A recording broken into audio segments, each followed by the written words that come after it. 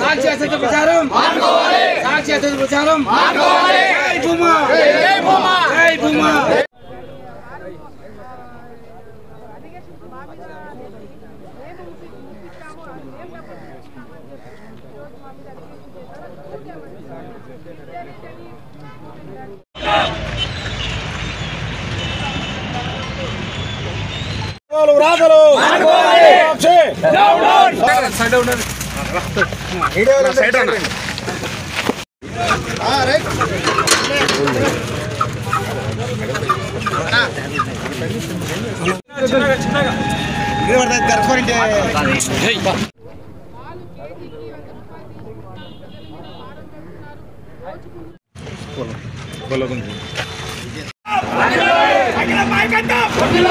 శేఖరన్న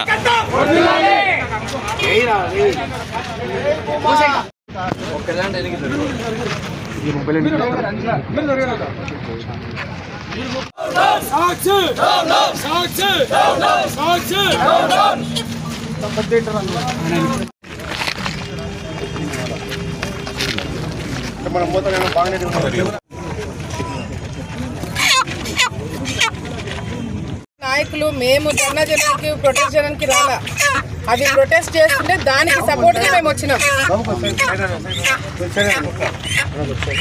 నంద్యాలలో KG chicken ఇప్పుడు కూడా 250 రూపాయలు. మేము అధికారంలోకి రాకముందు ఆలగడ్డలో చికెన్ కేజీ రేటు 280. ఇప్పుడు మేము అధికారంలోకి వచ్చిన తర్వాత ఆలగడ్డలో చికెన్ రేటు కేజీకి 170, 180. మేము అవినీతి చేసింటే ఇంకా రేటు పెరగాలే తప్ప ఎందుకు తగ్గిస్తామండి? రూపాయలు పెరగాలే తప్ప తగ్గినాయంటే దాని అర్థమైంది. రాష్ట్రంలో అందరూ దీన్ని అర్థం చేసుకోవాల్సిన అవసరం లేదు. ఆలగడ్డలో నన్ను నమ్మి ఓటేసిన వాళ్ళు, ఆలగడ్డలో నన్ను నమ్మి రాజకీయం చేసేవాళ్ళు, నా కుటుంబం కోసం కేసులు వేసుకున్న వాళ్ళు నమ్మితే చాలు. నాకు రాష్ట్రం అంతా ఓట్లేరు. ఆలగడ్డ ప్రజలకి తెలుసు గత ప్రభుత్వంలో చికెన్కి కేజీ రేట్ ఎంత ఉంది, ఇప్పుడు మేము వచ్చిన తర్వాత కేజీ రేటు తగ్గిందా లేదా? మరి తగ్గినప్పుడు మాకు డబ్బులు ఎట్లా అప్పుతాయండి? ఎట్లా అవినీతి జరిగింటుంది? ఏడైనా రేట్లు పెరిగితే కదా మాకు కమిషన్లు వచ్చేది. రేట్లు తగ్గిస్తే కమిషన్లు ఎక్కడి నుంచి వస్తాయి? ఆ మాత్రం ఇంగిత జ్ఞానం కూడా లేకుండా సాక్షి వాళ్ళు రాస్తున్నారంటే నిజంగా అంటే పాపము ఈరోజు కోళ్ళు అడిగిన దాంట్లో న్యాయం ఉంది. పాపం మీ బాబాయ్ హత్య కేసులో మీ ఇంట్లో వాళ్ళకి న్యాయం చేయలేకపోతున్నారు. ఆయన చనిపోయిన తర్వాత వివేకానంద రెడ్డి గారి డెడ్ బాడీ మీద కూడా మీరు శవ రాజకీయాలు చేస్తున్నారు. రాజశేఖర రెడ్డి గారు చనిపోతే అక్కడ శవ రాజకీయాలు చేస్తున్నారు. ఆఖరికి ఇప్పుడు ప్రతిపక్షంలో ఉన్నారు కాబట్టి పాపం కోట్ల శవాల మీద కూడా రాజకీయాలు చేసుకుంటారు. చీచి చీచి సాక్షి అని చెప్పి కూడా ఈరోజు వాళ్ళకి తెలియడానికి మేము చెప్పట్లా. చీచి సాక్షి అని మేమనట్లా, కోళ్ళు అంటున్నాయి. అది ఈరోజు మీ పరిస్థితి. ఈరోజు నేను దయచేసి ఇది గత వారం నుంచి జరుగుతుంది.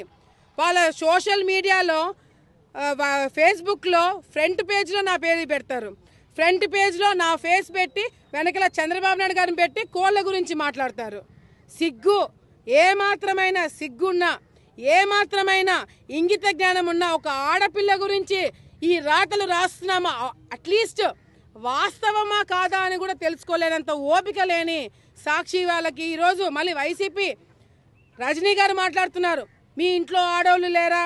మీ ఇంట్లో ఆడోళ్ళు ఉంటే మీరు ఇట్లే చేస్తారా అంటే, అమ్మ రజనీ గారు నేను అడుగుతున్నాను, మీరేనా ఆడోళ్ళు? ఇంకా రాష్ట్రంలో ఆడోళ్ళు ఎక్కడా లేరా? మా మీద తప్పుడు కేసులు పెట్టి మమ్మల్ని జైలుకు పంపించినప్పుడు లేదమ్మా?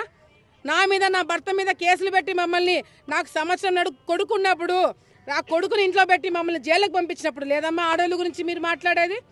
వైసీపీ నాయకులు మీ జోలికి వస్తే, మీరు తప్పు చేసి మీ మీద వస్తే మీకు ఆడోళ్ళు కార్డు, లేడీస్ కార్డు వాడతారా? మేమంతా ఆడోళ్ళం కదా? మరి మా మీద తప్పుడు రాతలు రాస్తున్నప్పుడు మీరు చెప్పినారా సాక్షి వాళ్ళకి? ఒక ఆడపిల్ల గురించి రాయకూడదని ఎప్పుడు చెప్పినారు మీరు? అంటే మీకొక ఆడోళ్ళకు ఒక న్యాయం, మాకొక న్యాయమా? ఈరోజు నేను సాక్షి వాళ్ళకి మరొకసారి రిపోర్టర్స్కి రిక్వెస్ట్ చేస్తున్నా, రాష్ట్రంలో ఉన్న మీ రిపోర్టర్లందరూ, సాక్షి రిపోర్టర్లందరూ రండి. నిజంగా అంటే ఈ చికెన్ షాపుల దగ్గర ఎవడు అవినీతి చేసినాడో, ఎవడు అవినీతి కార్యక్రమాలు డబ్బులు తిన్నాడో మీరు నిరూపించండి.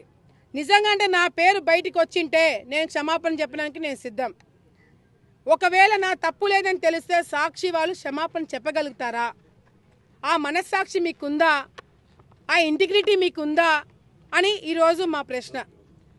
సో దయచేసి ఇటువంటి రాతలు రాసిన ప్రతిసారి రియాక్షన్ ఇట్లాగే ఉంటుంది. మీ ఇంటిగ్రిటీ అంతో ఇంతో మీ పార్టీ వాళ్ళు మీ పేపర్ కొని చదువుతున్న వాళ్ళు కూడా ఆలగడ్డలో ఓయమ్మ చికెన్ రేట్లు తగ్గినాయి కదరా, ఎక్కడరా పెరిగినాయని చెప్పి మీకు ఓట్లేసిన వాళ్ళు కూడా తిట్టుకునే పరిస్థితి తెచ్చుకుంటున్నారు మీరు. సో దయచేసి ఇటువంటి రాతలు రాసినప్పుడు సాక్షి వాళ్ళు మరొకసారి ఇప్పుడు కూడా చెప్తున్నా, గతంలో ఉన్న చికెన్ రేటుకి ఇప్పటికి తగ్గింది. ఇది కేవలం 10 రూపాయలు 20 రూపాయలు కాదు, కొన్ని కోట్ల రూపాయలు, దాదాపుగా 40-50 కోట్లు 40-50 కోట్లు సంవత్సరానికి సంపాదించుకుంటున్నారు గతంలో వైసీపీ నాయకులు. దాన్ని బ్రేక్ చేశాం కాబట్టే ఈరోజు మా గురించి మాట్లాడుతున్నారు.